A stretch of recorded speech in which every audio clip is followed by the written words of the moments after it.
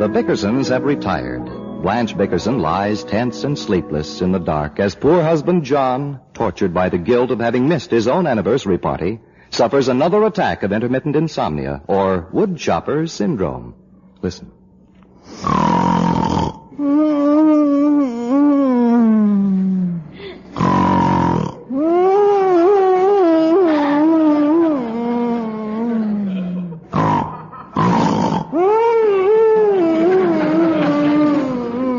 Sounds like he swallowed the thing. Oh,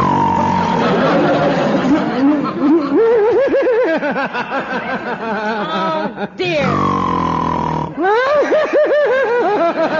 John! Turn over on your side. Go on. Stop it.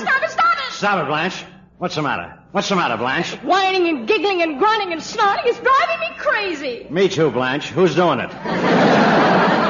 You're doing it. It amazes me that you can sleep at all with your guilty conscience. Not guilty. Put out the lights. I will not. I've got plenty to say to you. Blanche, what's the matter with you? It's 3 o'clock in the morning. You had a good time tonight. Now, why don't you let me sleep? I had a miserable time. It was the unhappiest anniversary I ever spent. Why didn't you show up for the party, John? I told you, I got stuck at the office. Funny, nobody else got stuck. And everybody who came tonight was sweet and thoughtful, and they all brought presents. Good. That's more than you did. The Homers were here, and they brought something. The Hydes were here, and they brought something. Even my sister Clara was here. What did she take? She didn't take anything. And if she didn't bring a present, it's because she can't afford it. Barney isn't working. He never works. He does, too. It's just that he's recovering from his accidents. What accident? When he was out looking for a job last month, he tripped over a barrel and 2 cases of bourbon fell on his head. It was the first time the drinks were ever on him. Go to sleep, Blanche. You said you didn't have dinner. Why didn't you eat something when you came home? There wasn't anything left. Well, who told you to come home so late? Clara took what was left of the ham, and Dr. Hershey cleaned up the spaghetti. I gave Nature Boy the rest of the chicken. Who's Nature Boy? Our cat. Did I hear him yell when you came in? I stepped on him. Well, what'd you do that for? I was fighting him for the chicken bones. What do you mean, what did I do that for? It was dark and he got under my feet. You never liked that cat. I like him fine. Just keep him out of my way. You hated the other cat we had. Which other cat? Shiners, the big black one. Shiners? You know, the one you said committed suicide after you caught him drinking your bourbon. He did commit suicide. I'd love to believe that. What are you hitting at, Blanche? Cats have been known to commit suicide. They don't hang themselves. He didn't hang himself. He got his neck tangled in a ball of twine, and I was trying to loosen it when you walked in. Don't start making me into a cat killer. A man who could forget his own anniversary is capable of anything. I tell you, I didn't forget. Not even a card. The least you could have done was send me an anniversary card. I did send you a card. I told you 50 times I sent you a card. Must have got lost in the mail. Swear you sent me a card. I swear. It was trimmed with lace and it had a wonderful poem on it. I picked it especially for you. What did it say on it? Go to sleep. Well, if you picked it especially for me, I want to know what it said. It said, happy anniversary to my love. That could be anybody. Let me finish. It said, happy anniversary to my love. My wife, my life, my turtle dove. Life with you is great it seems. I love you more than pork and beans. You're only adding insult to injury. Well, how do I know what it said? I can't remember the stupid poetry they put on those things. Put out the lights. You torture me every year on our anniversary. Oh, dear. Am I so old and homely that you can't show any affection or sentiment? The trouble with you is you're tired of me. No, I'm just tired. Good night. Look at George Wood. There's a wonderful husband for you. He's been in love with the same woman since the day he was married. Does his wife know about her? Never mind the sarcasm. You didn't have those evil thoughts, you'd make a better husband. I'm not a demanding wife. All I ever ask from you is a pleasant smile or a kind word. Wake up, John. What do you want? Say something nice to me. I love you. I adore you. I can't live without you. Now shut up and go to sleep. Scream at me on our wedding anniversary. You'll just keep quiet for a while. I won't scream. I'm going to talk whether you like it or not. I don't like it. Don't forget, Mr. Bickerson, I gave you the best years of my life. Were those the best? Keep it up, John. Night after night, I go to sleep crying into my pillow. It's soaked through from my tears. And one kiss would make it all perfect. Well, throw over your pillow and I'll kiss it. You see, you're starting again. Is it asking too much for you to be nice to me once a year? I'm always nice to you. You never are. You're perfectly horrid. You'd never have a single argument if you'd just give me a little attention. Well, nobody gives you as little attention as I do. Well, I'm surprised you admit it. You never take me anywhere. You never show me the slightest consideration. What consideration? Don't I offer you half the newspaper every morning at breakfast? You shouldn't read the table at all. When you drive the car up in front of the house, you might be a gentleman and help me in. Help you in? Oh, no, I have to fling open the door and throw myself onto the seat. Well, I slow down, don't I? Oh, I'd like to see you act that way with Gloria Gooseby. Now, don't start with Gloria Gooseby. You'd sure be a gentleman if you had her in your car. I've had her in my car plenty of times, and I've never been a gentleman. What? I hate Gloria. Why don't you let me sleep, Blanche? We've had 8 anniversaries. This is the most miserable one of all. It's no worse than last year. Our whole marriage started on the wrong foot. It was your idea to elope, not mine. Yep. I wanted to have a real ceremony like all my friends, but you said it was more romantic to elope. We had to be married by the Justice of the Peace. Should have been the Secretary of War. You didn't talk that way then.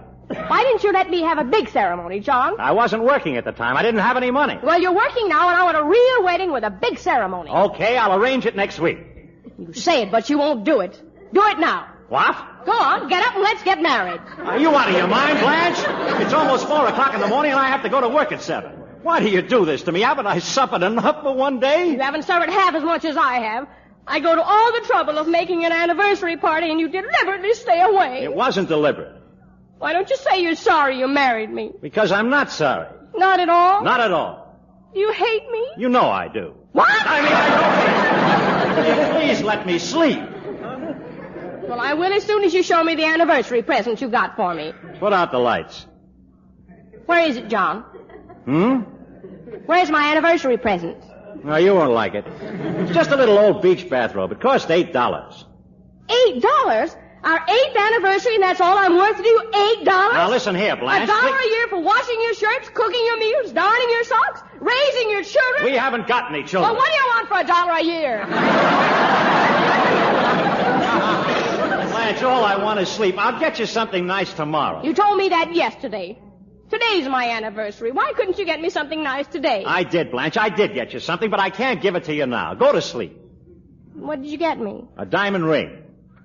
Wake up, John. I'm still talking to you. I'm not sleeping. I really bought it for you. A diamond ring? Yeah. Where is it? What's the difference? I can't afford it. I'm taking it back in the morning. I don't believe it. Show it to me. It's right there in the closet, in the pocket of my old gray suit. Your gray suit? You mean the one I gave Barney? That's right. In the left-hand pocket. The one you gave to Barney. Blanche, you didn't. Don't get hysterical. I emptied out the pockets. The stuff's on the dresser. There wasn't any ring box. It wasn't in a box. I tied it in my handkerchief. Oh, thank heaven. Here it is. Oh, John. It's beautiful. It's got to go back. Take it off. Such a lovely diamond. Take it off, Blanche. Look at it. I've seen it. Take it off. Here. Well, it's nice to know that you were thinking of me anyway. I'm sorry, Blanche. I did want you to have it, but you can see how impossible it is. I know, dear. You've got enough debts now. It was a wonderful, foolish gesture, and I love you for it. Keep the ring, Blanche. Don't be silly, John. You can't afford it. Keep it. I'll find a way to pay for it. I'll get an extra job or something. Don't worry. Go to sleep. John. You can be so sweet when you want to. I'm so happy. This feels just like when we were first married. You were so kind and considerate. You do love me, don't you, John? Yes, Blanche, I love you. Good night. I remember our first anniversary. You were so upset about something, and I kissed you good night and tucked you in bed like a baby. In the morning, everything was fine. Go to sleep, Blanche. John, would you mind if I just tucked you in bed tonight? Okay. Tuck me in. Lift your head, dear, so I can straighten the pillow. Now, let me get these covers under. Stretch out your feet. There, that's it. Now, all tucked in. Thanks, darling. Are you comfortable, sweetheart? Perfectly. Are you sure? I never felt more comfortable in my life. Fine. Now, you get up and tuck me in. Good night, Blanche. Happy anniversary, John.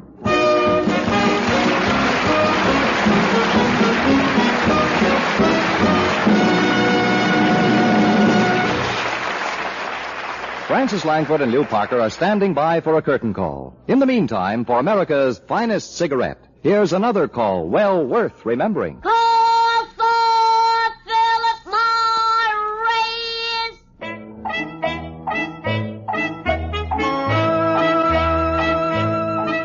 Remember, Philip Morris is definitely less irritating, definitely milder than any other leading brand. Remember, no cigarette hangover means more smoking pleasure. So, Call for Philip Morris. now, here are John and Blanche Bickerson as Francis Langford and Lou Parker.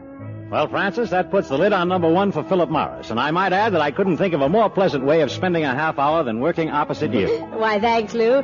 I think you do a pretty good job yourself. I think so. Let's hope the listeners agree with us and that they'll be around next week for another session with the Battling Bickersons. And the honeymoon is over. Good night, Francis. Good night, Lou. Good night, everyone.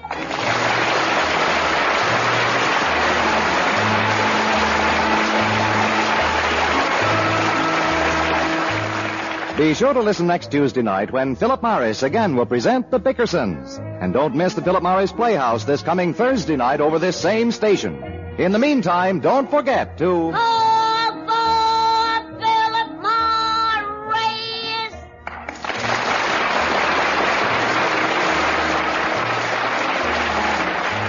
The Bickersons came to you transcribed from Hollywood, California. John Holbrook speaking.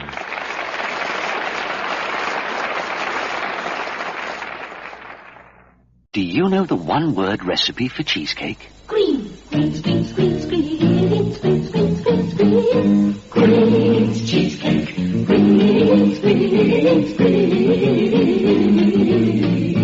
Greens cheesecake. Sweet crumbly biscuit, smooth tangy filling. Just add milk and butter, made in 10 minutes and no baking. Greens, the one-word recipe for cheesecake. Greens cheesecake.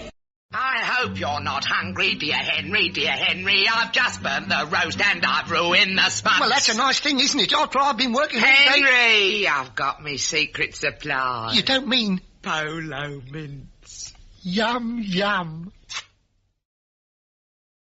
I'm crunching my polo, dear Liza, dear Liza. I'm crunching my polo, dear Liza, crunching. The nicest thing about the mint with the hole is that it's smooth and never crumbles. You can eat polo without other people hearing. Try sucking them, dear Henry. I can't, I've already crunched them all.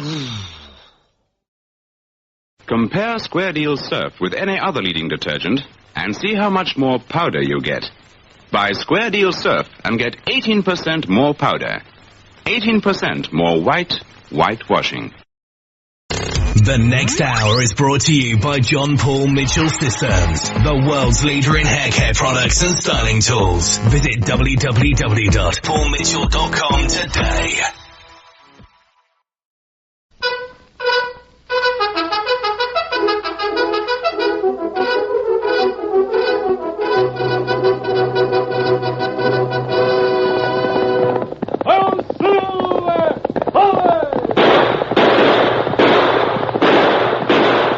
Fiery horse with the speed of light, a cloud of dust, and a hearty hi-yo silver, the Lone Ranger.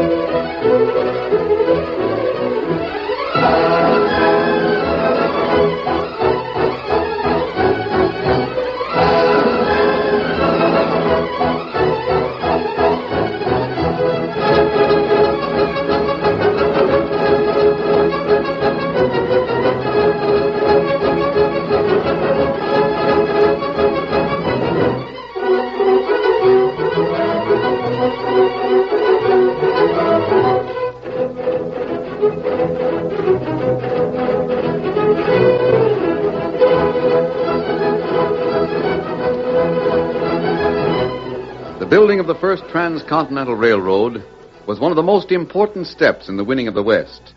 The railroad was of prime importance to the future of the country. But powerful forces, cattlemen, stagecoach lines, and steamship companies opposed it. Outlaw opposition sprang up, and the Lone Ranger was commissioned by the President to lead the fight against the enemies of progress. Return with us now to those thrilling days of yesteryear. From out of the past come the thundering hoofbeats of the great horse Silver.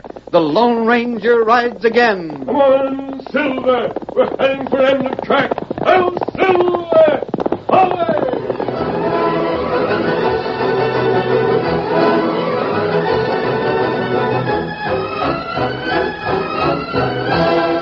As the construction crew of the Great Central Railroad pushed its tracks further west, they came to a section of the plains that was notched with deep gullies and ravines, as though some prehistoric monster had clawed the earth.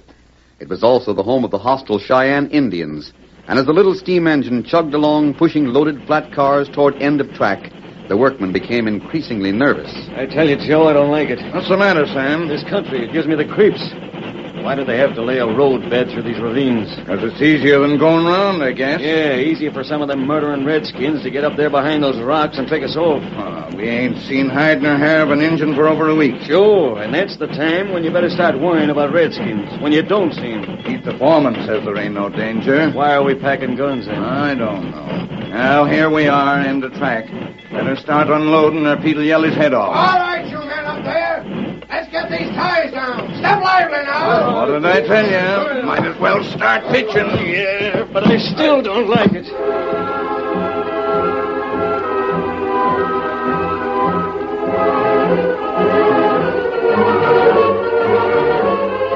Perhaps Sam's fear was prompted by more than suspicion. For at that very moment, the construction crew was sighted by three men who crouched behind a large rock high on one side of the ravine. The leader of the trio was thin-lipped Doc Barlow. By his side stood a boy in his early 20s known as Angel Face. And Murphy, the third man, was dressed as a Cheyenne Indian. Now, listen, Murph. You too, Angel Face. Remember, I'm giving the orders around here. What I said goes, see? Why not shove this rock over now? It's big enough to smash 3 of those cars, maybe knock the engine over. Because I'm waiting for a signal. What kind? Never mind. You get a man down there. Gotta wait till he moves up the track a little ways. I could drill about 10 of them before they knew what happened. Put that rifle down. There'll be no shooting. When I get the signal, you shove the rock. Murphy, you stand up so they can see you.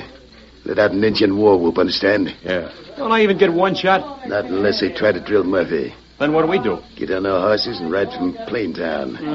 Thought I was hired on this job to do something. Only when I tell you to, Angel Face. Fine job. You just forgetting, ain't you? There were just 3 peaceable hombres who come out west from St. Joe. Yeah, but the Iron Spur is another name for parlor games and pink tea. That's right.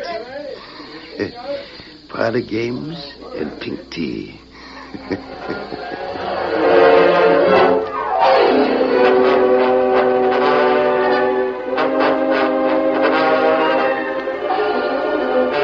Meanwhile, back at the end of track, the construction gang continued their work of unloading ties from the flat cars. They did not realize that high above them on a bluff overlooking the roadbed, 3 members of a notorious Iron Spur gang were planning death and destruction. Pete shouted to his men. Now, men, all together on these rails. You take it one at a time. Grab it. Lift. 1, 2, 3. That's the way, me laddies. Now the next one. I'm over thirsty. I gotta have a drink of water. Well, go down the track and find the water boy. And send him back here. We all could use a drink. Thanks, Pete. Hey, let me borrow your bandana, will you, Joe? The face is steaming. Sure, Sam. Here it is. Yeah, thanks. Now another one, men. Pick it up. Lift. Pete, look up there. That rock. It's Drop it, boys. Turn for your lives. Don't run to that car. You'll get killed. Redskins, get your guns, men.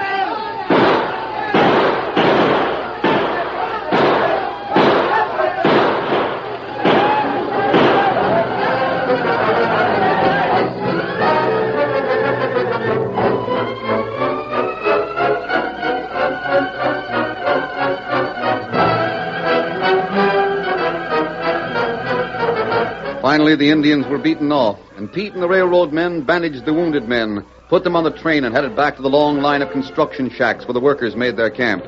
Miss Barkley, Colonel Parkman's secretary, heard the news of the Indian attack and rushed to Colonel Parkman's office.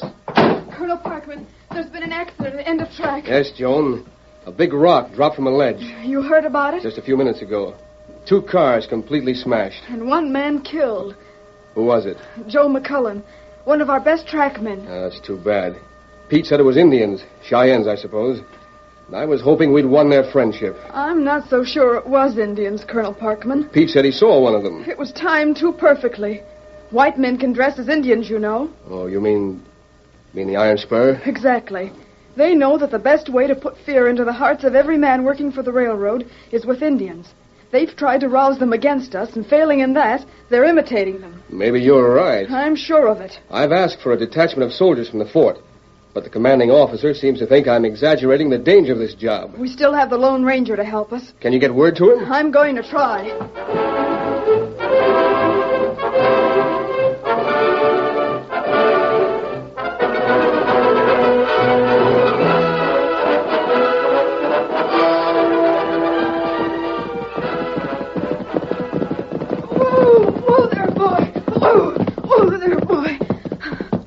From here, we'll both walk.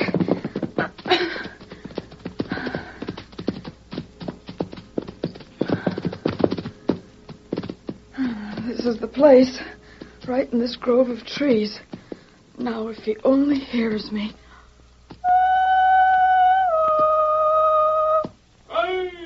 Oh, thank goodness. I knew he'd come. I rather expected you'd have a message for me. You know, then, what happened this afternoon out at End of Track? Yes, I know. The railroad men expect serious trouble with Indians. I really can't blame them. 1 man was killed today, and 2 flat cars were smashed. But it wasn't Indians who caused it. I know it wasn't. How do you know, Miss Barkley? Why, it's just suspicion, I guess. I know how relentless the Iron Spur is. How anxious they are to prevent the railroad from going through. Yes, I think you're right. There's an Indian village near the End of Track, isn't there? Cheyennes, just a few miles east of the bunkhouses. But the Cheyennes aren't an especially warlike tribe. Only when they're aroused. Our men have done nothing to antagonize them. It must be the members of the Iron Spur. I know it is. What shall we do? Pete the foreman thinks the men will leave their jobs. Miss Barkley, go to the camp. Try to keep the men at work. I'm going to meet Tonto.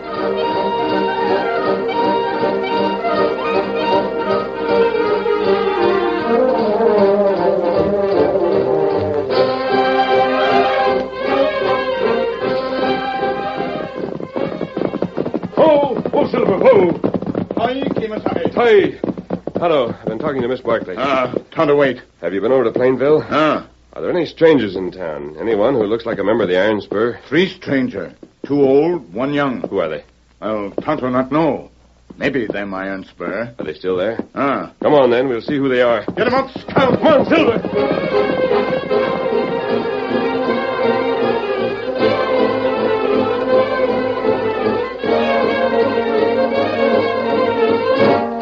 Ranger and Tonto rode into Plainville, and it took them but a few minutes to reach the front of the Silver Star Cafe. Inside was the sound of much celebration.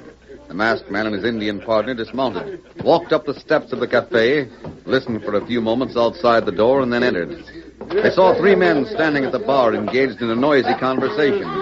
Taking a table in a corner where they would not be noticed, they listened to the heavy-set member of the trio as he laughed about his exploits earlier in the day. You know, the best part of it was when we tied that young Cheyenne Indian to his horse and sent him home, eh? Yes, you was funny. Anyway, look what he got his hair cut off. I told him that was a regular railroad haircut. Hey, wait till this old man Chief Black Hawk sees it. Yeah, boys, I think we did a real sport. Hey, wait till old Black Hawk sees Tonto, are those the men? They captured the young Indian and cut his hair off. That'd be plenty bad. Yes, I know. It's the worst disgrace that can happen to a brave. Cheyenne Chief put blame on railroad men. Tonto, you know Chief Blackhawk. Tell him it wasn't railroad men who sent his brave home in disgrace. I'll watch things at the camp. Me do it. Get him up, Scout.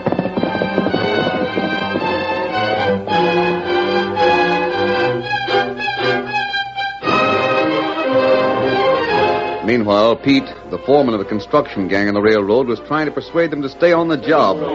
Joan Barkley stood beside him to give what aid she could. Now, men, please, you got to listen to me. The thing that happened today was an accident. It wasn't an Indian raid. You men aren't cowards. Listen to Pete. It was an Indian. I saw him. Well, we all saw him. But it was just one redskin. We've got to expect things like that. We all knew it when we took this job. I didn't take a job as target for rock slides and engine bullets. I say let's all quit and go back home before we're killed. But we promised to do a job, and a certain amount of danger is part of it. Not for me. How about the rest of them? Are you a bunch of babies that you let the sight of one Indian scare you? Why don't you ask Joe McCullen that question? He wasn't scared this morning either, but he's dead now.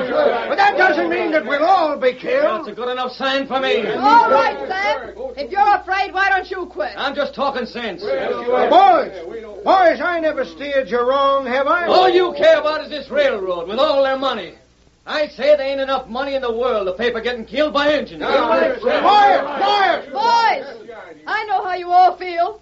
And I'd feel the same way if I'd been there today when Joe McCullen was killed. Now you're talking. But that same thing is not going to happen again. How do you know? Have you got a treaty with the engines? No, I haven't a treaty.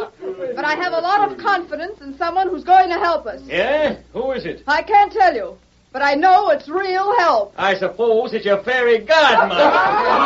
Boys, don't listen to him, please. We've all got a job to do here. We're getting paid for it. So let's do it. How about the engine? There won't be any more trouble with the Indians. I know there won't. I promise you that. Oh, maybe she's right. Why, of course she's right. Now let's all forget about this idea of quitting. Get some sleep and do a good day's work tomorrow. How about it? All right. Hey, you hombres must be crazy. Don't you know all this railroad is after is to get the track built? They don't care how many men get killed building it. That's not true. I guess you're the only one who wants to get out, Sam. The rest of us are going to stay on the job. Thank you, all of you. I knew you'd stick. Listen. All of you listen. Listen to what? I'll open the door and you can get a real earful. Well, I don't hear anything. You don't? Well, just keep your ears open. It's getting louder all the time. You know what that is? I'll tell you. It's Cheyenne war drums. That means engines on the warpath. The curtain falls on the first act of our Lone Ranger story. Before the next exciting scenes, please permit us to pause for just a few moments.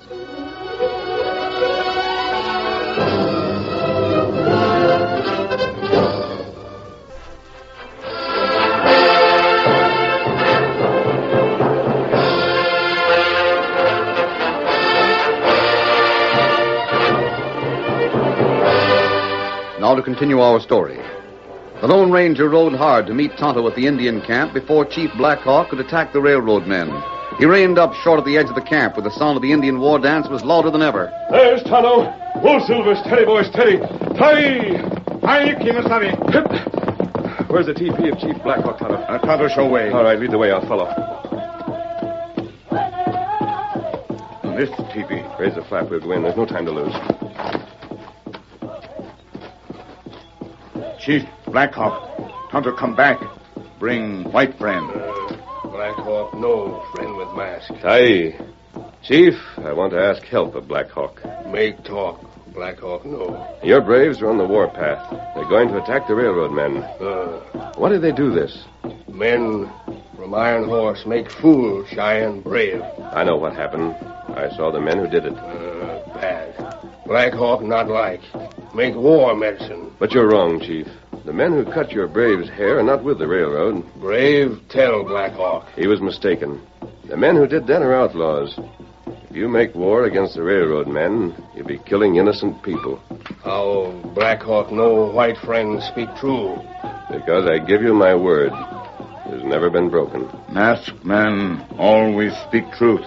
Iron Horse and you? No, I come alone. Because you're making a mistake, innocent people will suffer. Will you stop war medicine? Will you do this for me? For white friend, Black Hawk do. For Iron Horse, no. It's for me. Black Hawk tell braves. Ologa Manite! Ologa Manite! Thank you, Black Hawk. I'm proud to have such a good friend. Come along, Tonto. There's much to be done. We go find outlaw? No, Tonto. They can't do any more damage tonight. We'll keep an eye on the construction gang tomorrow. Steady, Silver. Steady, boy. You think Cheyenne not make war? They won't unless they're provoked. It's up to us to see that it doesn't happen. All right, Tonto. Get him up, Scout. Come on, Silver.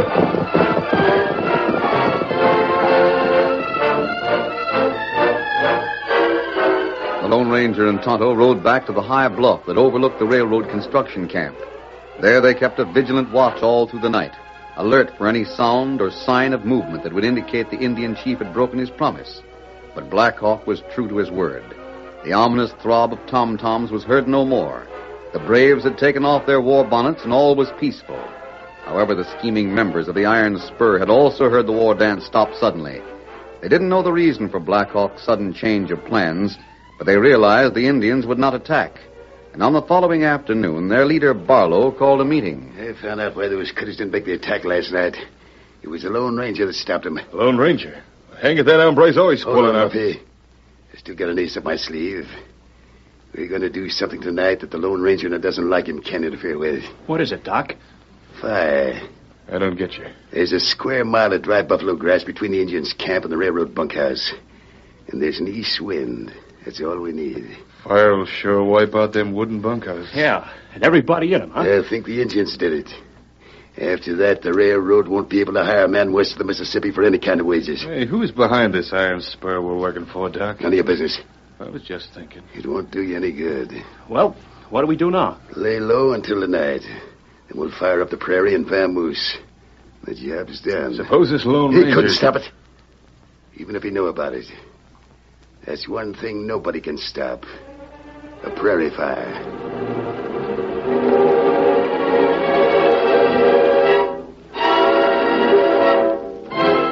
Nervous and distraught by a strange sense of impending trouble, Joan Barkley spent all of that day watching the construction gang at work. She knew the Lone Ranger had somehow been able to prevent the threatened Indian attack of the night before, but she also felt that the present lull was an unnatural quietness which might portend another outbreak from some new and unexpected quarter. If the members of the Iron Spur were unsuccessful in arousing the Cheyennes to declare war, would they try the same tactics a second time, or would they postpone the attempt until some future and indefinite time? These were questions she couldn't answer, and thinking about them only increased her fear and anxiety. At sundown, when the workmen had finished and gone to their bunkhouse, she returned to Colonel Parkman's office, tired and worried by a fear she could not put into words. I don't know what to expect next, Colonel Parkman. I wish I could feel that there was permanent peace with the Indians. The Lone Ranger is doing what he can to keep them friendly, but... But you think there'll be further trouble, huh, Joan? I'm afraid so. If only we could defeat this Iron Spur. As long as there's one member left to fight against the railroad, we must look for... What is it, sir? That red glow. Look out the west window. You see it? Oh, yes, it seems... Colonel Parkman. Fire. It's way out by the end of track. Prairie fire. The bunkhouses, the buildings and supplies, everything will burn. Come on, we'll ride out there.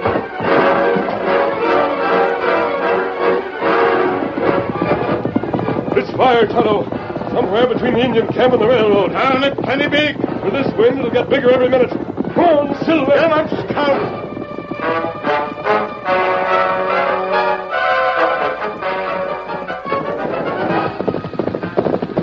Hold Silver, steady, hold. This is the work of them redskins. Hold on, Pete. What? Who? John Barkley told you about me. Listen a minute. Mast! Hey, you! I've heard of you. You're the Lone Ranger. Yes, I am. Don't accuse the Indians of this. You men, get down here with more shovels. Hey. Get boards, sticks, anything. Fight that fire. Beat them down. Now listen to me, Pete. This fire was started between here and the Cheyenne camp. Hey, Pete, get in there and fight it. Don't let it get ahead of you. Fight it. Then we fight the Indians. Come on, Big man, talk big. Too little. Bring up that engine. Get her in place. Why bring Iron Horse? It's no good to fight fire. I guess they want to use the water out of the boiler. Won't help much against this. Guard your feet, men. Stamp it out. Big fire, plenty bad on prairie. Not bad any place, Tonto, especially with wind behind them. Kimasabi, wait. Tonto, watch sky. What about it? Take a look at moon. The moon? What do you mean? Look close. See clouds over moon? I see them, but clouds not move east to west. Them move west to east. Tonto, you're right. The wind is changing. That means that fire not come closer. It go back. The railroad houses will be saved after all. But it'd be plenty bad for the Indian camp. You mean the Cheyennes? Cheyenne have no place to run. Big mountain at back. No way to escape. Fire burn camp. All Cheyenne burn. That's right. They'll be trapped. Any way wind blow, fire bad. Wait a minute. The railroad goes by the south side of the mountain, skirts their camp. We could use the engine and cars. We could save them. Oh, railroad men not like to save Cheyenne. Indian lives are just as important as any others. Pete! Oh, Pete! What do you want? I haven't got time to pull out. You won't have to worry. The wind's changing. The wind's...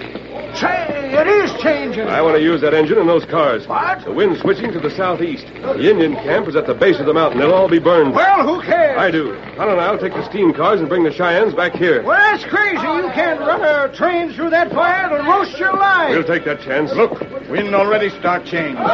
Pete, give orders about the train. Now, look here. I don't know as I should. And we'll take them steady, big fella. Here, Tonto, you lead Silver. Now, wait a minute. Give the orders, or I'll give them myself at the point of a gun. I'm going to let the water out of the engine boiler, Pete. We can use it to smother the sparks. Wait, are you the engineer? Yeah. Then leave the water in the engine. Put on more wood. Get the steam up. Hey, you're masked. Oh, I don't know who you are, but I'm letting the water out. We needed to smother the fire. Better do as he says, Bill. I reckon he knows what he's doing. That's better. Now, Pete, tell the rest of them. All right. Men, that's enough. Quiet! Quiet! To help with the wind, it looks like we've whipped the fire. As you all can see, the thing that saved us is going to be bad for the Indian camp over by the mountain. And this man here is the Lone Ranger. He's going to take the engine and the cars and try to get through to save the Indians. What's the matter? Why'd you stop? The fire's still burning. The wind has changed, Sam. Now we're going to try and save the Indians. What? I'm taking instructions from this masked man. He's the Lone Ranger. Save the engines. He's crazy. Don't listen to him. You're in no danger. The fire can't jump this railroad right away. The Indians will be trapped. Team's up, Pete. She's ready to go. Good. I want a few men to ride with us and help the Indians. Who'll volunteer? Don't do it. Don't do it. Don't listen to this masked man. All he wants to do is let the fire get to Plainville. Don't go with him. Take the throttle. Come on, Tonto. Now, what do it, Silver and Scout? We'll take them with us. All right, Silver. Up you go. Up, Scout. All right, Bill, we're ready.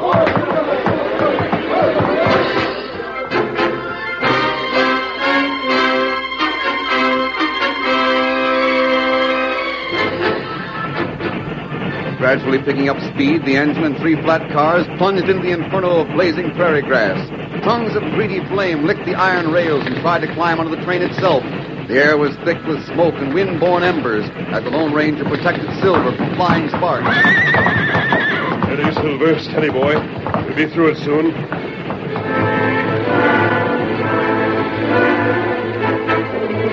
Finally, they reached the base of the mountain and the south edge of the Indian camp. There they found the stoical Cheyennes working in little groups trying to fight off the fire. You find Chief Blackhawk, Tonto. Tell him to get his people on the cars as pants off so I can get that corn is by telling him I done opened up a physical culture school. And I get him to sign up for the course. Oh, I hear his feet clapping down the hall now. Well, hi there, Kingfish. How's it? Come in, Andy, come in. Say, what is that sign you got on the door there? George Stevens Physical Culture School. Oh, didn't you know, Andy? I was back in my old profession. Wait a minute, Kingfish. Where did you ever learn anything about physical culture? Where did I learn? At the famous United States Physical Culture Institute. Where's that? Muscle Shoals. I'm doing great here, too, Andy. Just look at that picture there on the wall of one of my star pupils there. Oh, yeah. He got quite a physique, all right, ain't he? Yeah, well, then, 1 week ago, that fella walked in here. He was an 86-pound weakling. He was that skinny? Skinny? Well, I gave him a pair of gym trunks. They had to hold him up with scotch tape. Couldn't get a grip on nothing around his waist. Yeah, you mean he was that way 1 week ago? Yeah, that's right. And look at them muscles he got there now. He got biceps, triceps, forceps. He got seps all over his body. Look at him. Yeah, he is show sepped up, all right. Yeah. Well, I guess that physical culture stuff was all right for them skinny guys, but a big husky fella like me don't need none of that. Yeah, well, I wouldn't be too sure, brother. Now, let's see what kind of shape you in. Let me see you bend over there and touch your toes. Yeah. Mm-hmm.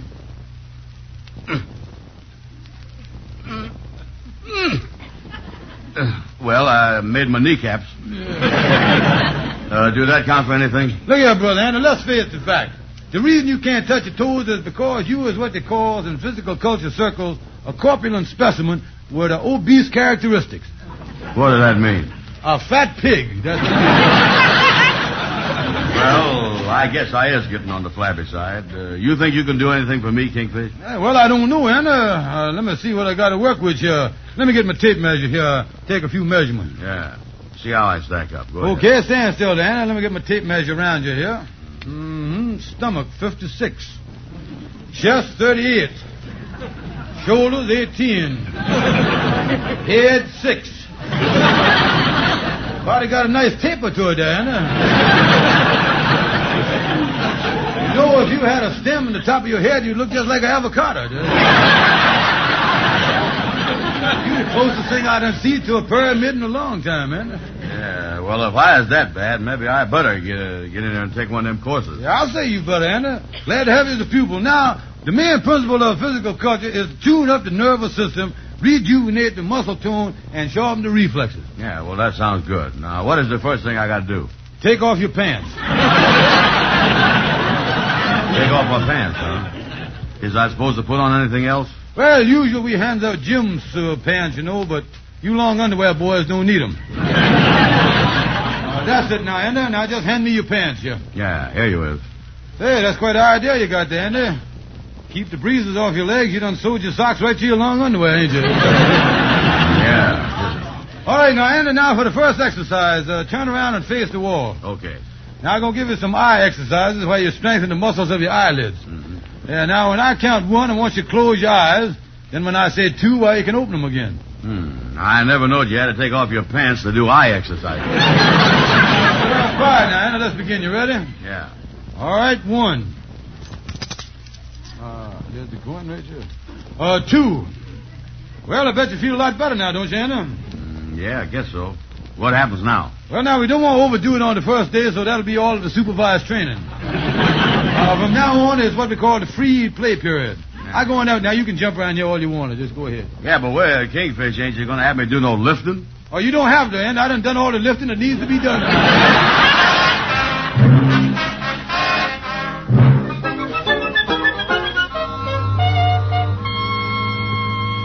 Say, Henry, what is you doing in the drugstore here? Why, I just dropped in for a cup of coffee, Kingfish. What about you? Oh, I got to make a telephone call here in the drugstore. Henry, you was right. You know, I got that nickel away from Andy, and the dealer done already offered me $250 for it. I told you it was valuable, Kingfish. Oh, I'm so excited. I'm going to call the dealer now and tell him I'm going to take his offer. Yes, well, there's the phone booth right over there. Yeah, pardon me, Henry.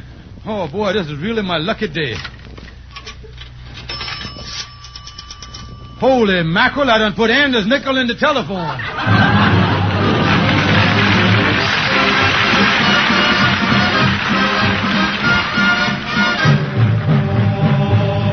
Listen to the sound of the terrier making that steam drill ring. A terrier is a railroad man who can drill a rock like no man can. So drill, ye terrier, drill. Now every morning at 7 o'clock there were 20 terriers a-working up the rock. The boss comes along and he says, keep still and come down heavy on the cast iron drill and drill, ye terriers, drill. Drill, ye terriers, drill. Well, there's a work all day for a little bit of pay. Down behind the old railway. And drill, ye terriers, drill. And blast, and blast, and fire. The boss was a fine man down to the ground. And he married a lady 6 feet around. That woman could cook and she baked good bread. But she baked it as heavy as a bucket of lead. So drill, ye terriers, drill. Drill, ye terriers, drill. Well, there's a work all day for a little bit of pay. Down behind the old railway. And drill, ye terriers, drill. And blast, and blast, and fire. The foreman was a driving man. By gosh, he was a blame mean man. Last week, a great big blast went off. Up in the air went Jim Goff. So drill, ye terriers, drill. Drill, ye terriers, drill. When the next payday came around, Jim Goff, $1 short was found. When he asked what for, came this reply. You're got for the time you was up in the sky. So drill, ye terriers, drill. All day for a little bitty pay. Drill, ye terriers, drill.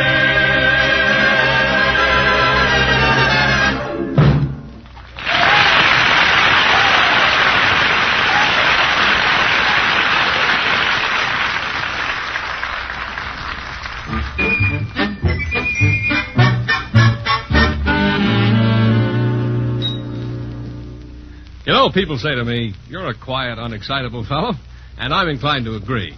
I'll say this about myself, though. When it comes to Rinso, nobody possibly could be more enthusiastic than I am. That new Rinso with Solium does the most amazing thing I ever heard of. Why, even on rainy days, even if clothes must be dried indoors, Rinso with Solium puts sunshine in your wash. That's a fact. White clothes turn out not just whiter, but whiter than new. And washable colors not just brighter, but actually brighter than brand new. My wife is just as enthusiastic as I am because she sees those wonderful things happen in every Rinso wash. New Rinso, the Rinso you get at the store today, contains the scientific sunlight ingredient, Solium. Rinso is so safe for clothes and so easy on hands. My wife wouldn't think of using any soap except Rinso. And once you've tried it, I think you'll say so too. Today, more women use Rinso than any other wash day soap in the world. Only new Rinso contains Solium. And now, back to Amos and Andy.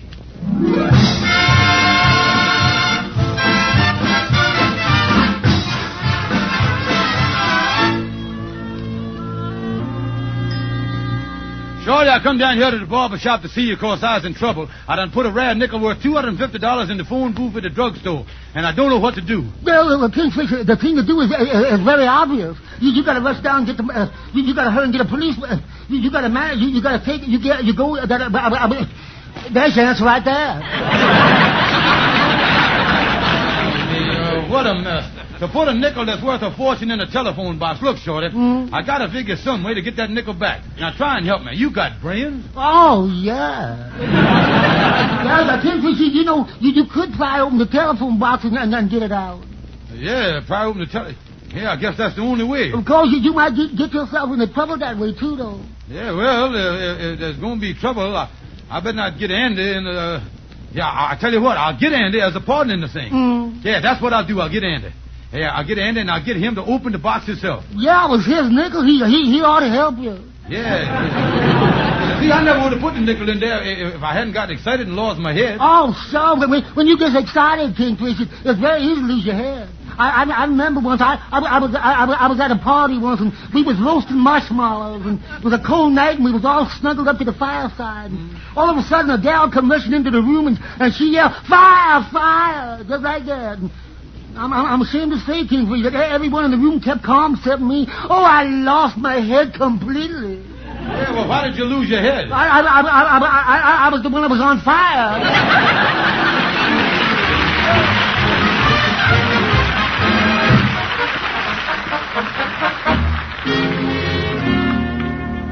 Well, now listen, Andy, calm down, will you, please? Amos, I as mad as a hornet. I done lost that rare nickel worth $250. Well, now think hard, Andy. When did you last remember having the thing? Well, I remember I had it in my pants pocket when I walked into Kingfisher's office this morning. Oh, yeah, the Kingfish, huh? Yeah, he sold me a physical culture course. And he told me to take my pants off. And your pants had the nickel in the pocket? Yeah. And the Kingfish was nice enough to hold my pants for me so they wouldn't get dusty. Oh, yeah. Go on. Well, he told me to close my eyes, to exercise the lids, and when I opened my eyes, he throwed my pants at me, told me to keep jumping up and down the office, and then he left. So I put on my pants and jumped up and down for a while, and then I left. Andy, there ain't nothing to it. Can't you figure out what happened to your nickel? Oh, yeah. Now I know what done happened to that coin. Oh, you do, huh? Yeah, it fell out of my pocket while I was jumping up and down. No, Andy, the Kingfish took it out of your pants while you had your eyes shut. Oh, he wouldn't have done. He wouldn't. Wait till I get my hands on him. I'm going to tear him apart. Yeah, well, you ain't going to have to wait long. Here, come down the hall now. I'm getting out here before the fireworks start. Goodbye, Andy. So long, Amos. Well, hi, Kingfish. See you later. Kingfish, come in here. I'm going to bust you right in the head, you know that? Well, now, take it easy, Andy. Take it easy. I know just what you're worried about. Well, why did you take that 5-cent piece? Well, to save you money. There's a law coming out next week, Andy, that you can't sell old coins no more. So I was going to sell it for $250 before they passed the new law and give half the money to you. That's $125 more than you'd have had. Oh, well, why didn't you say that? Yeah. Well, did you sell it? Well, now, Andy, that's what I'm going to explain to you. Now, first of all, me and you is in partners in this thing, so if I get you $125 for your half, you'll sign a paper to that effect, won't you? Oh, sure. All right, then I got some bad news for you. What's that? Your nickel is in the payphone down at the drugstore. Now, how soon do you think that you can pry off the phone off the wall and get your nickel out? Well, I could pry that off the wall. Or I could pry... Hold it a minute here. When can I do it? I is a noun, and that's wrong. You want to use the proverb you.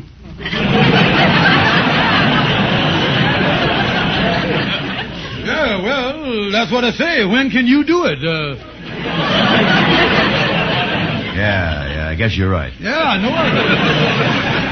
Ain't nothing to it there. Yeah. You is the illogical one to do the job, Andy. And you see, according to the law, you is the owner of the coin, and you got what is called in the legal terms prior rights. Oh, I is, huh? Yeah, so having prior rights, it's up to you to do the prying, you see. You're right. Yeah, they got you there. Now, you just, all you got to do, go in there and get the phone off the wall, open the thing up, take your old coin out, and replace it with another nickel. You ain't stealing nothing, you see. Yeah, well, that's the way these things work, okay. But suppose somebody catches me while I was in that phone booth there.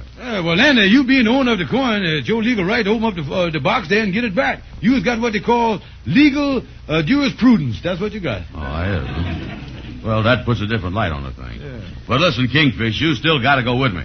Because I don't want to wind up on this thing being no scapegoat. Oh, you ain't going to be no goat. No.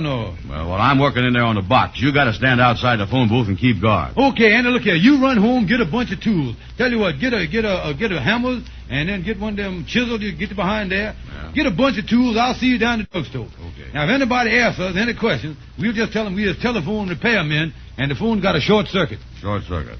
Yeah, we'll tell them we come down to lengthen the thing. That's right.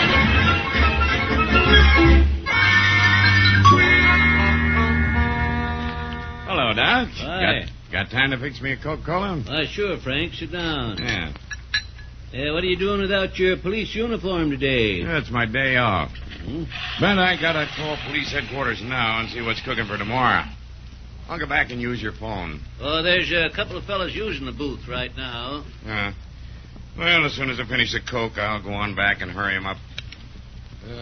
How's it coming in the booth there, Andy? I'm doing all right. Yeah, that's the stuff, Andy. Tear the phone right off the wall there. Wait a minute, Andy. There's a fellow walking over here from the soda fountain. Close the door and keep working. Main thing is to pry the phone off the wall, you know. Don't worry about this fellow that's coming over. I'll handle him.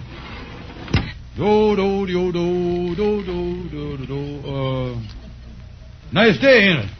Yeah. Somebody using the phone in there? Yes, sir. I got a long-winded friend in there that's making a couple of calls.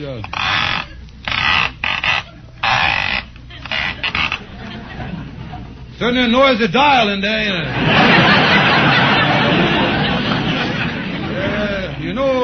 That friend of mine allowed to be in there a long time. Don't you want to go over to the corner there and sit down and wait for him over there somewhere? No, I'll wait here. I was just going to call headquarters. Yeah, so that's a nice place. That's a good, what is that last thing you say call where? Headquarters. Excuse me for protruding, mister, but you say you're calling headquarters. You talking about political headquarters, Democrats or Republicans, them people? No. Police headquarters. I'm a policeman. You see, Kingfish, let me have the big hammer. I can't get this money box open. What did you say, stranger?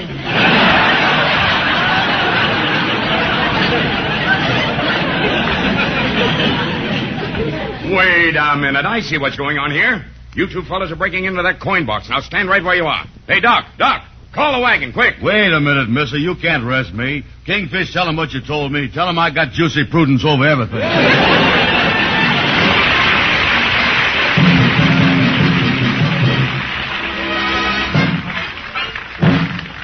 Well, Andy's in trouble this time for sure. You know, women's work, the old saying goes, is never done. Week in and week out, clothes and household linen must be washed clean and fresh. And smart women always use Rinso. Now, here's exactly why I say that. New Rinso with Solium does a much better job.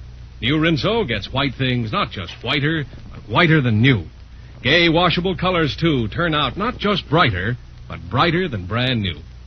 Rinso with Solium, the new scientific sunlight ingredient, puts sunshine in your wash, even if that wash is dried indoors. Rinso washcloths have a brilliance never known before the Lever Laboratories discovered Solium. Next wash day, I think you'd better try Rinso, the only soap that contains Solium. And I know you'll stick to Rinso for good. And now, back to Amos and Andy.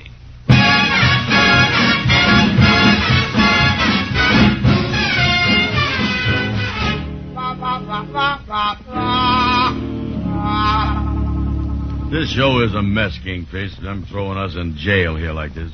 Yeah, and think of the disgrace being here. Being arrested there in the drugstore and dragged out in the patrol wagon with all them people watching. And the worst thing was when they handcuffed our hands behind our backs. Yeah, that's the part I didn't like. When the wagon pulled away, I wasn't able to wave goodbye to none of my friends. Oh, this is awful, Andy. And on top of everything else, we never did get that 5-cent piece back. Yeah, well, we wouldn't be in here in the first place if you hadn't tried to chip me out of that rare nickel. Oh, never mind that now. The thing is lost now anyway. The main thing is for us to get out of this jail. Yeah, you think they're going to let us out? Yeah, well, sitting here quiet like this ain't going to help nothing. Remember the old saying, Andy? The wheel that squeaks the loudest is the one they're going to slap the grease on, you know. Yeah, that's right. Hey, what you going to do? Watch me here. Hey, jailer! Hey, jailer! Jailer, come here. Where's you? Say, listen, buddy. What's the idea? You want somebody to punch you in the nose? Do I want somebody to punch me in the nose? Ha, ha, ha. No, sir. Well, pipe down then. Yes, sir, I'll pipe right down. By the way, Noisy, there's a lawyer out here by the name of Stonewall that wants to see you. Would your majesty care to have him ushered in? Oh, yes, sir. Yes, sir. Get him in here. Hey, Mike, send the guy with the patches on his overcoat in. This is a nice polite jail, ain't it? Yeah, wait a minute. Here comes Stonewall now. Oh, Stonewall, we're so glad you're here, boy. Hi, boy. I see you done solved your housing problem. Yeah, well, we're glad you're here, Stonewall. You got to help us, you know that? Don't worry, fellas. You know, the old saying is when Stonewall is here, the client's in the clear. Oh, that's good. Now, look here, you see, Stonewall, they done thrown us in jail here, but we is completely innocent. Innocent, huh? Well, now, that might slow me down a little. I ain't never had a client that was innocent before. Yeah, well, listen, Stonewall, our case is coming up in the night court tonight. Oh, don't worry, I'll go over there with you. You can explain it to me on the way over. And when the case come up, I'll be there fighting for you right on my toe. Oh, Stonewall, you is really a dynamic lawyer. Oh, man, yeah.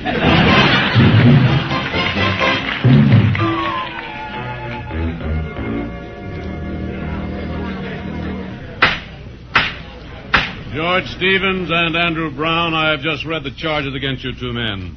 Does the lawyer for the defense have anything to say? Yes, sir, Your Honor. Your Honor, I'd like to enter a plea of not guilty for these two crooks. On what grounds, may I ask? These men were caught trying to break open a telephone coin box in the presence of a witness who was also a police officer for this city. Well, yes, sir, Your Honor, but they done learned the lesson. They ain't never gonna break open nothing in front of a cop no more.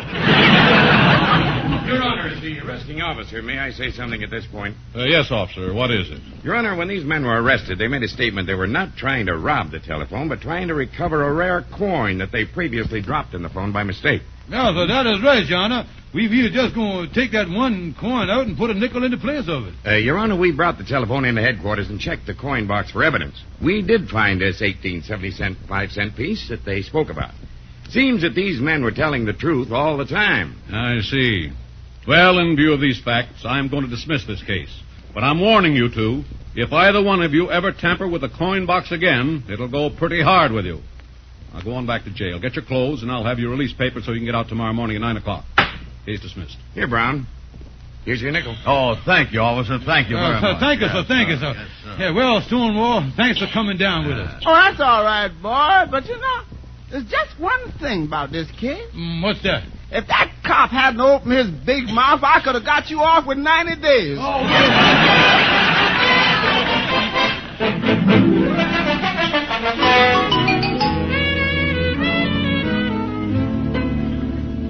right, you two guys. The judge sent over your release papers. You can go now. You got all your stuff? Yes, sir. Andy, you got the nickel, ain't you? Oh, yeah, I got it right in my pocket here. mister, you got a telephone we can use? Yeah, there's a telephone right down there by the front door. Wait a minute, Kingfish. What do we want with a telephone? Listen, Andy, take this piece of paper here. Now, here is the name and telephone number of the dealer that'll give us $250 for the nickel you got.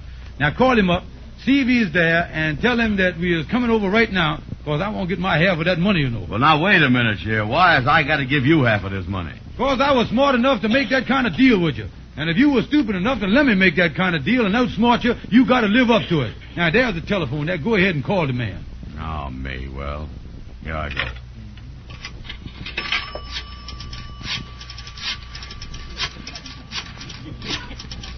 Uh-oh. Kingfish. What's the matter? I done put the rare nickel in the telephone. You done put the rare nickel in the telephone? Well, you got me so nervous I didn't even think. Why, you stupid bum, how in the world could you do a crazy thing like that?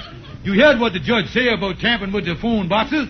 Andy Brown, as long as you live, I never want to have nothing to do with you again. I never want you to speak to me again. Goodbye, you big dummy. What number did you dial, please? El Dorado 06352. I'm sorry, there is no such number. I know they ain't. Will you please return my nickel?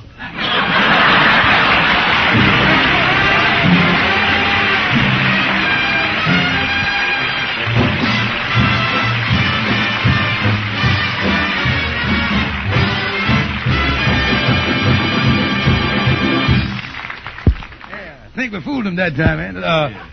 Andy, did you know that Art Gilmore has got some big news tonight? Yeah? What kind of news? Well, the famous Pepsodent Lever Laboratories are bringing out a new product of interest to every woman everywhere. Tell them about it, Miss Gilmore. Ladies, it's exciting news. You can take the guesswork out of home permanent waving. Now the famous Pepsodent Lever Laboratories proudly present Rave, the new improved home permanent that eliminates guesswork. With Rave, and only with Rave, you get the easy-to-use dial-a-wave chart, your guide to the one right wave for your kind of hair. You'll find a Rave wave is gentler, easier, up to twice as fast as old-type home permanents. A Rave wave is long-lasting, yet softer, more natural-looking from the very first day. Make your next permanent a personalized Rave home permanent. It has been granted the Good Housekeeping seal and has been accepted for advertising in the journals of the American Medical Association. A complete Rave kit is only $2. Rave refill kit, $1 at all drug and cosmetic counters. Both kits contain the exclusive dial-a-wave chart. Rave goes on sale for the first time tomorrow. Good night, folks. See you next Sunday. Be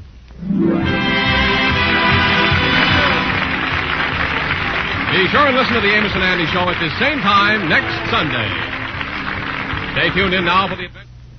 Stay tuned in for Life with Luigi, which follows immediately over many of these stations. This is CBS. The Signal Oil Company and your neighborhood Signal dealer bring you another curious story by The Whistler. Tonight, phone call from death.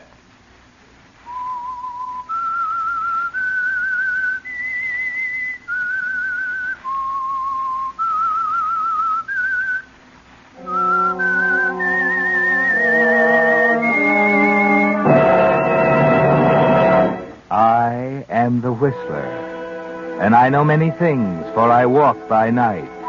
I know many strange tales hidden in the hearts of men and women who have stepped into the shadows. Yes, I know the nameless terrors of which they dare not speak.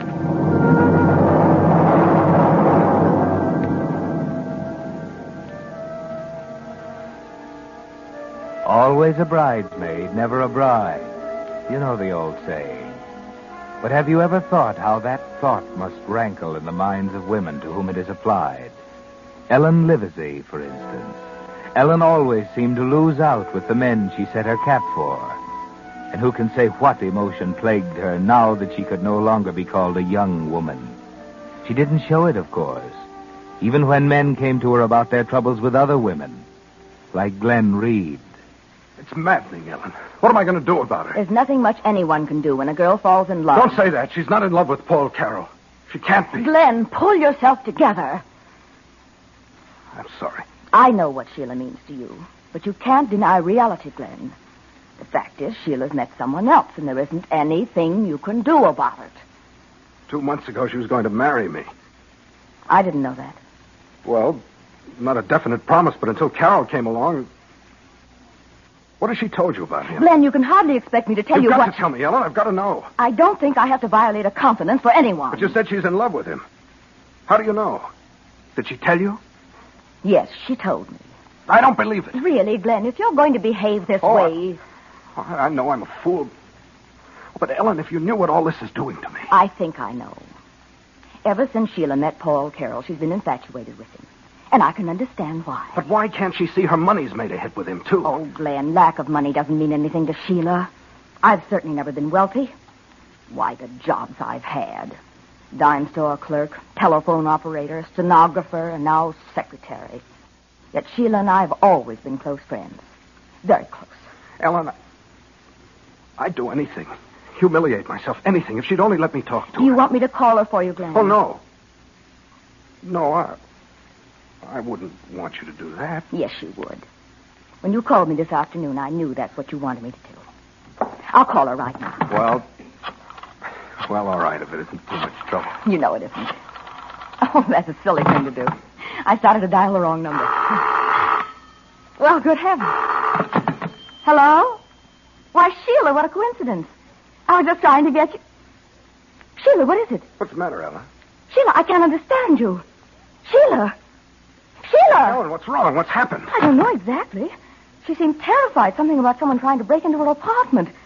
And then her voice seemed smothered, and we were cut off. Oh, good Lord, we'd better get over there. Well, I'll call the police. Maybe they can get there quicker.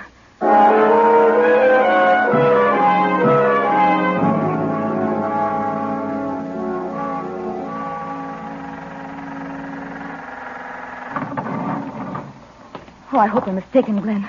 Sheila simply has to be all right. Well, we'll soon find out. Oh, Glenn, wait.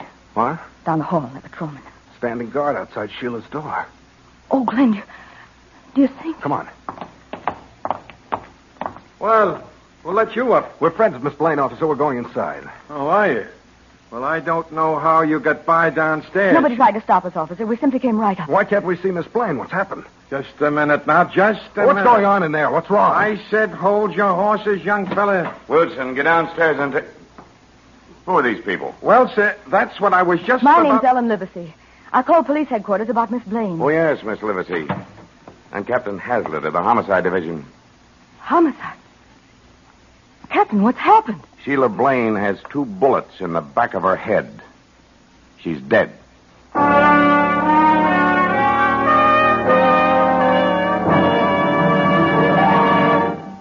Wait a minute. Have you tried new Signal gasoline? That new super fuel that offers you premium performance at no extra cost? If you have, you know what an amazing new motor fuel it is. Not just pre-war quality, not just an improvement on old-style gasoline, but an entirely new type of super fuel that embodies in one giant stride the amazing advances of wartime chemistry. For Signal is the new gasoline you can prove is superior. With new Signal in your tank, you immediately notice 1, quicker starting the moment you touch the button. 2, faster pickup. You actually feel it. 3, higher anti-knock. Just listen to that old motor purr, even on the steepest hills. And 4, you'll find you go farther than ever on new Signal, because you'll be shifting less, enjoying more economical high-gear miles. For you folks who like proof, there's a scientific reason why new Signal gives you all these advantages, and I'll be back later to tell you about that. But for the best proof of all, let a tank full of new Signal talk for itself in your own car. Let the quicker starting, faster pickup, higher anti-knock, and longer mileage show you why new Signal is the new post-war gasoline you can prove is superior. And now, back to the Whistler.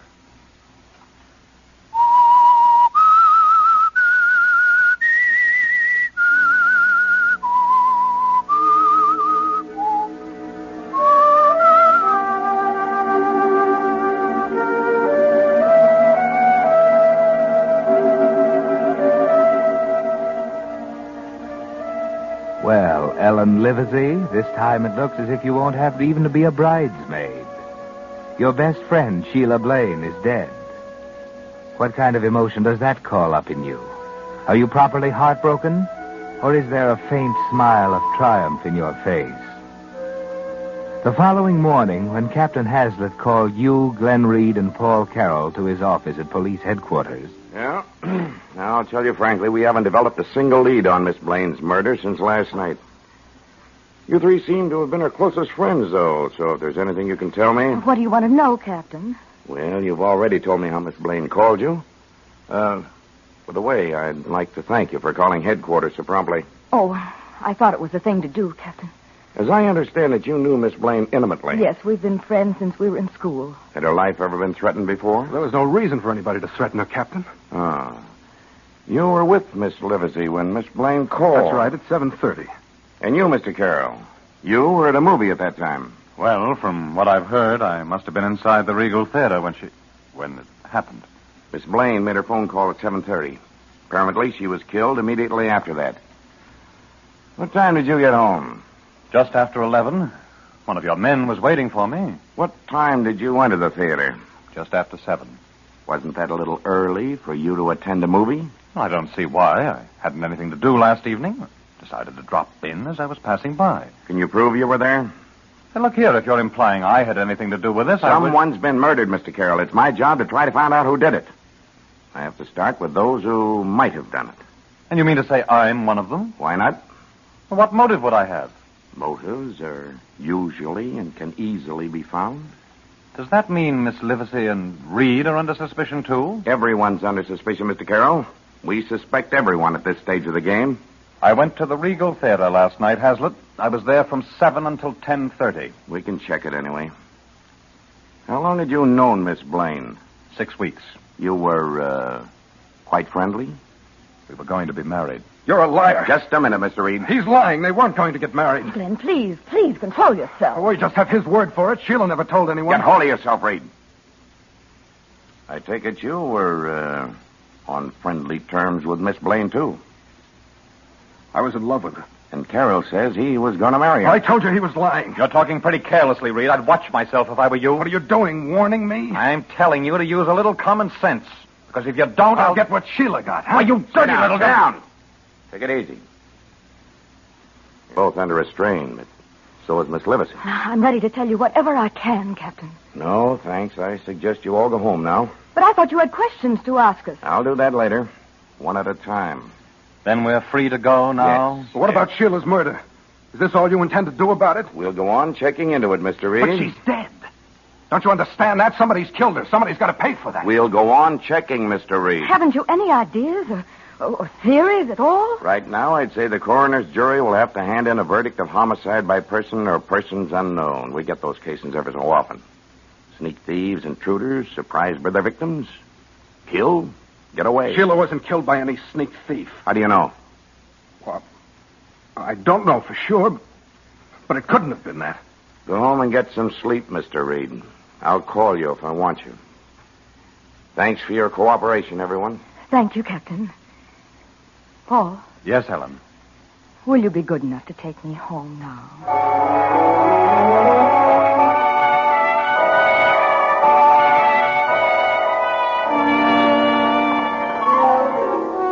It's all quite a mystery, isn't it, Ellen? The police get nowhere, and soon it's almost forgotten. Yes, even you almost forget it. Because of a new anxiety, a new emotion. Your anger because you haven't seen Paul Carroll since that day he drove you home from the police station. With Sheila out of the way, you thought he'd be around much sooner, didn't you? You thought you could wait. But every day you're away from him. Well, he's very much in your mind the afternoon you face Wilson Andrews in his office. Wilson Andrews, Sheila's attorney. Before Miss Blaine's will is admitted to probate, Miss Livesey, I'd like you to read it, or if you prefer, I'll read it to you to give you the gist of its contents. Mr. Andrews, are you telling me I'm one of Sheila's heirs? Her only heir, my dear. Oh, no, that isn't possible. Surely you don't object Oh, but I couldn't take her money. My dear Miss Livesey, she wanted you to inherit her estate. And surely you can use $30,000. Well, I don't know what to say. And she was quite fond of you, Miss Livesey. I'll always remember her great glee in describing how surprised you'd be. Yes, I can imagine. If there are any questions you wish to ask, why... I think not, Mr. Anderson. Very well. Oh, yes, there's one question. When will I come into the estate? Almost immediately, I'd say. I hope this bequest will bring you much happiness, Miss Livesey. Happiness? Why, yes, perhaps it will. Perhaps it will.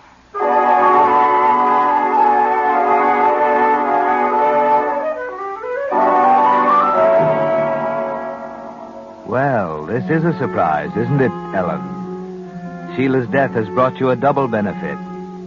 Now you're thinking more than ever of Paul. And now that you've become moderately wealthy, why shouldn't you put your money to good use? The clothes you've never had, a new, bigger apartment, a chance to make Paul Carroll notice you.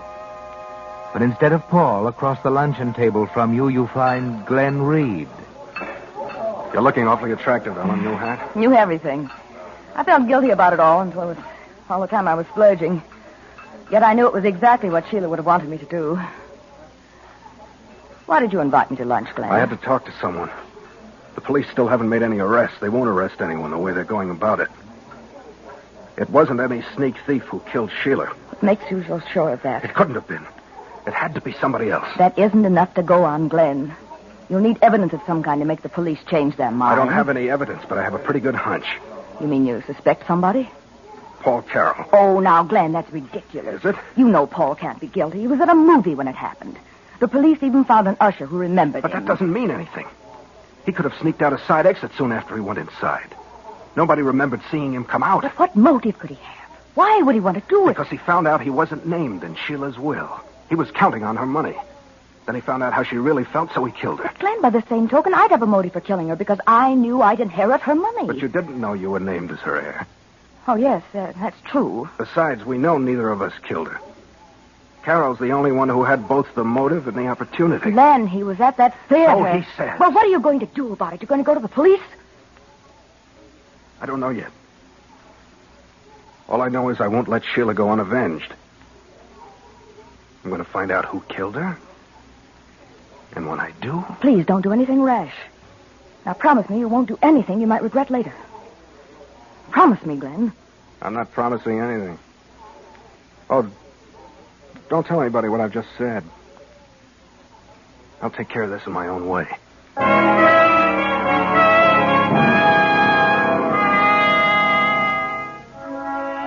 Well, Ellen, this might be dangerous to your plans.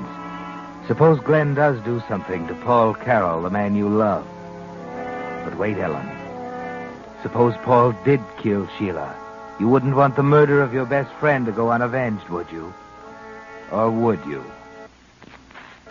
Love is a very strong emotion, even when it's one-sided. You haven't seen Paul for weeks. He hasn't called you up at all. Never mind. Now you have an excuse, Ellen. An excellent excuse for seeing him. You like my hat, Paul? Oh, yes. Very nice. It's the very first time I've worn it. Oh, is it? You've never noticed anything I've worn, have you, Paul? What? What makes you say that? Oh, no reason. Why did you want to see me, Ellen? Oh, because we both loved Sheila. And because I haven't seen you since it happened. Well, I meant to call you and congratulate you on inheriting her estate, but somehow I didn't get around to it. Shall I consider myself congratulated now? If you like. You've changed, Paul. You're not the same at all. Maybe I've good reason for it. Were you so much in love with her? I don't know. What does that mean? Well, you knew Sheila as well as anyone. You know what she was like. She was beautiful and capricious, unpredictable, provoking. You found that out in 15 years. I knew her for 6 weeks.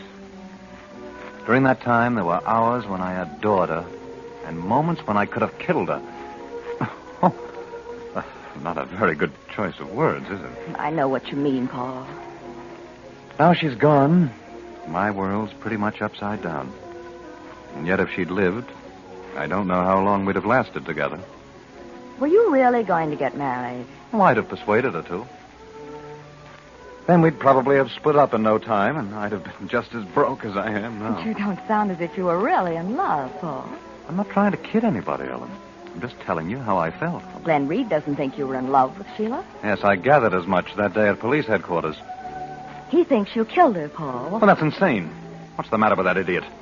Is he going around spreading that kind of gossip? Oh, no, I don't think so. He told me about it yesterday, though. That's the real reason I wanted to see you. I thought I ought to warn you. Has he gone to the police? Oh, he said the police wouldn't believe him. You bet they wouldn't. But please be careful, Paul. Please don't take any chances. Don't worry. I'll talk to him. Get him straightened out. Oh, no, please don't go near him. No, that might only stir up trouble. And if anything happened to you, Paul... Oh, I'm sorry. Oh, I didn't mean to betray myself. I mean... Oh, it's shameless of me to talk like this. But I'm free to tell you now. I'm in love with you. And if anything Ellen, happened... don't. If anything at all happened to you... I could never tell you before. Sheila was my dearest friend. But just like Sheila, the first time I saw you, I fell in love with you, too. Now you know. Oh, I'm a fool for telling you this way. But I don't care. I have money now, Paul. We can share it together. I'm not ashamed of myself. I'm proud.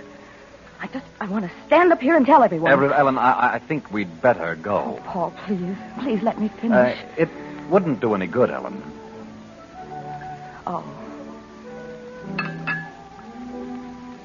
I'm sorry.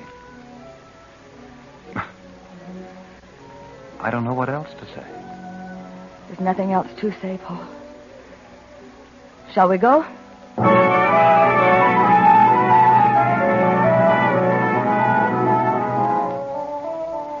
Unrequited love, Ellen. Yes, you can go on hoping, but deep down inside you know he meant it. He'll never love you. The anguish and torment of that thought gives you many a sleepless night. You go on hoping, but as the days go by, you need more than hope. You must see him, hear his voice. Well, then forget your pride, Ellen. You did once before. Hello? Oh, hello, Paul. I want to apologize for my stupid behavior last Wednesday. I wanted to call you before, but I couldn't muster enough courage until now. Oh, no, there wasn't anything else you could say. Well, that's awfully sweet of you. Can't we make amends? Or perhaps if we had dinner together some evening? Oh, I see. Yes, of course. Well, if you'll call me when you get back. Yes, Paul, yes. Goodbye. When you get back. When you get back.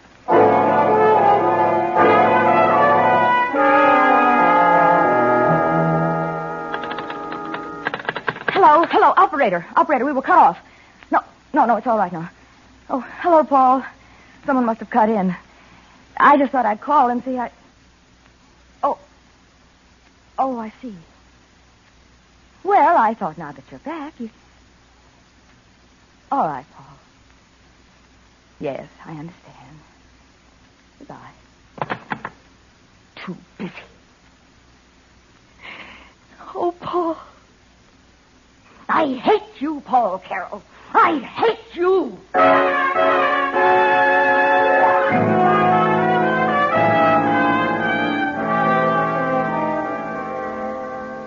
You never thought you'd say those words, did you, Ellen? You didn't remember that love is an emotion very close to hate. But now you know. Paul Carroll doesn't love you, never will love you. He's avoiding you. He's too busy. You hate him now, don't you, Ellen? You're going to take that hate out in action, something drastic, aren't you? Hello, Glenn Reed? Oh, hello, Glenn. This is Ellen. Yes, I know. I haven't seen you for ages. Could I see you tonight, Glenn? Really important. About Paul Carroll. No, I can't tell you now. Can you come to my apartment tonight? Oh, say 8 o'clock. All right. I'll be expecting you.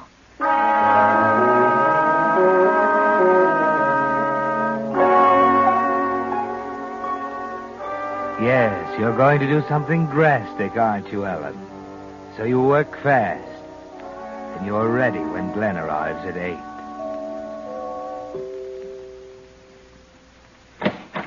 Why, hello, Glenn. Do come in. Thanks.